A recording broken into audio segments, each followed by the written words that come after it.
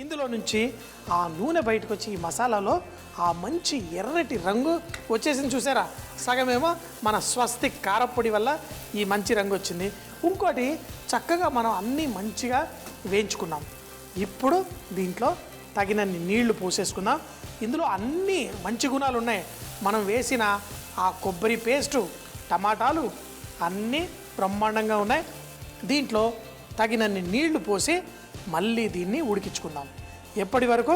మంచి gravy ready అయ్యేంత వరకు. అయితే పన్నీర్ అవనియండి, మటర్ అవనియండి. పన్నీర్ ఏమో లాస్ట్లో వేసుకోవచ్చు. పచ్చి బఠానీ ఇది కూడా ఉడికిన బఠానీయే ఇప్పుడు ఫ్రీజర్లలో ఇలా దొరుకుతున్నప్పుడు మనం వాడుకుంటాం. సో దాన్ని లేతగా పర్ఫెక్ట్గా ఉన్నాయి, దాన్ని ఉడికించుకోవాల్సిన అవసరం లేదు. మసాలా అంతా వేసిన తర్వాత ఫైనల్గా ఉడికించుకునే ముందు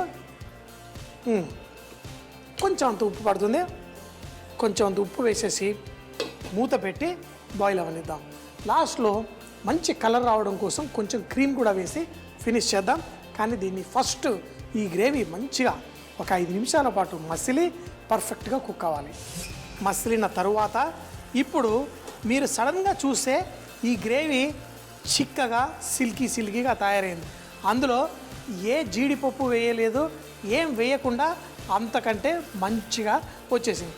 మాంసం చేసుకున్న కొన్ని కూరల్లో మీరు ఈ జొన్న పిండి కొంచెం వేసుకొని చేసుకుంటే మీకు ఈ విధంగా మంచి సిల్కీ టేస్ట్ వస్తుంది. కానీ నేను చూపించిన విధంగా అది నూనెలో మంచిగా కుక్ అయ్యి బ్రౌన్ కలర్ వచ్చిన తర్వాత వేసుకుంటే బాగుంటుంది. ఇప్పుడు పన్నీర్ ముక్కల్ని ఇందులో వేసేసుకుందాం. అలాగే మన బఠానీలు కూడా ఇందులో వేసేసుకుందాం. ఈ పచ్చి బఠానీ వేసి ఈ రెండు కలిపి అద్భుతంగా మంచి సిల్కీ సాస్ తోటి గ్రేవీ రెడీ అయింది. చూడ్డానికి ఇలా ఉన్న దీన్ని తినేటప్పుడు ఇలా ముంచుకొని తింటూ ఉంటే దీంట్లో అద్భుతమైన టేస్ట్, ఆ మంచి కన్సిస్టెన్సీ వస్తుంది. మరి లాస్ట్లో కావాలంటే కొంచెం క్రీమ్ వేసేసుకుందాం. ఆ క్రీమ్ వేయడం వల్ల కొంచెం లైట్ కలర్ కూడా తీసుకురావచ్చు. ముందుగా ఈ పన్నీరు, ఈ బఠానీ ఒక 2-3 నిమిషాల పాటు కుక్ అవ్వాలి. అప్పుడు దాంట్లో ఉన్న ముఖ్యంగా పచ్చి బఠానీలో ఉన్న పచ్చి వాసన పోతుంది. అలాగే మన పన్నీర్ కూడా కొంచెం సాఫ్ట్ అవుతుంది. గ్రేవీ పర్ఫెక్ట్గా రెడీ అయింది. మరి ఇందులో క్రీమ్ వేసేటప్పుడు క్రీమ్ ఇందులో వేయడం కంటే ఈ గ్రేవీనే ఈ క్రీమ్లో కొంచెం వేసుకొని ఇలా కలుపుకోవాలి. ఇలా చేయడం వల్ల క్రీము విరక్కుండా ఉంటుంది. మళ్ళీ ఇందులో వేసినప్పుడు పర్ఫెక్ట్గా కలిసిపోతుంది. చూడండి, ఇప్పుడు దీన్ని కలిపేసుకుందాం. క్రీమ్ వేసిన వెంటనే మంట కూడా కట్టేసి దీన్ని చక్కగా కలిపేసుకుందాం. మంచి సిల్కీ సాస్ తోటి మటర్ పన్నీర్, అందులో కొబ్బరి అన్నీ వేసి చేసుకున్నాం. పర్ఫెక్ట్గా రెడీ అయిపోయింది. అంతా కలిసిన తర్వాత సూపర్. లాస్ట్లో మనం దీంట్లో కొంచెం సన్నగా తరిగిన కొత్తిమీర కొంచెం జల్లేసుకుందాం.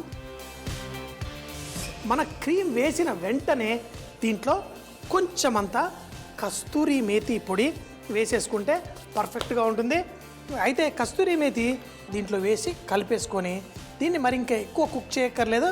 మంచి సువాసన బయటకు వచ్చేస్తుంది.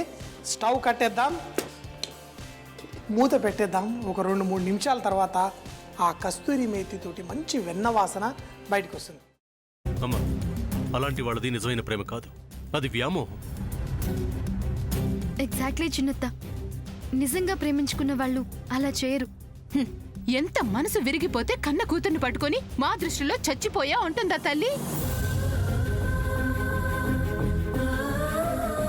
అది సరే అమ్మా, తన కూతురుతో తన మాట అనేటప్పుడు ఆమె మాటల్లో వ్యథ, కళ్ళల్లో బాధ గమనించావమ్మా? పెద్దబాబుకు బర్త్డే విషెస్ చెప్పు కూడా వెళ్ళాం కదా. ఊరికే ఎలా కాలిపోతుంది? మంట పెడితేనో పడితేనో తగలబడుతుంది.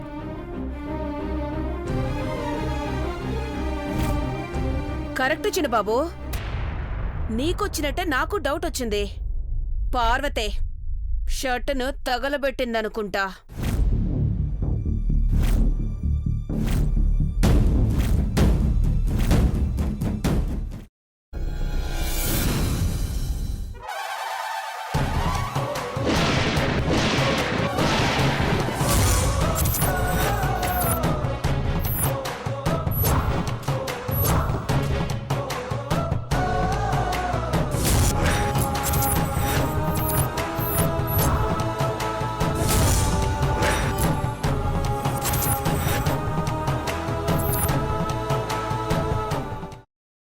తర్వాత పొట్టు తీసేసి చాప్ చేసి పక్కన పెట్టుకోవాలి.